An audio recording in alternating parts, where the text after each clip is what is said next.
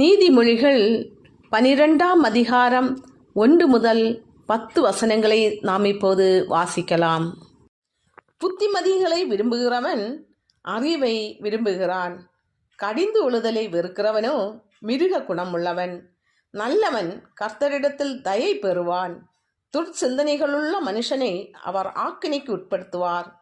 துன்மார்க்கத்தினால் மனுஷன் நிலைவரப்படான். நீதிமான்களுடைய வேரோ அசையாது. குணசாலியான ஸ்திரீ தன் புருஷனுக்கு கிரீடமாயிருக்கிறாள். லட்சை உண்டு பண்ணுகிறவளோ அவனுக்கு எலும்பிருக்கியாயிருக்கிறாள். நீதிமான்களுடைய நினைவுகள் நியாயமானவைகள், துன்மார்க்கருடைய ஆலோசனைகளோ சூதானவைகள். துன்மார்க்கரின் வார்த்தைகள் இரத்தம் சிந்த பதிவிருப்பதை பற்றியது. உத்தமர்களுடைய வாயோ அவர்களை தப்புவிக்கும்.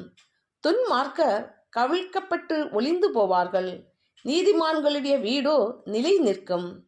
தன் புத்திக்கு தக்கதாக மனுஷன் புகழப்படுவான். மாறுபாடான இருதயமுள்ளவனோ இகழப்படுவான்.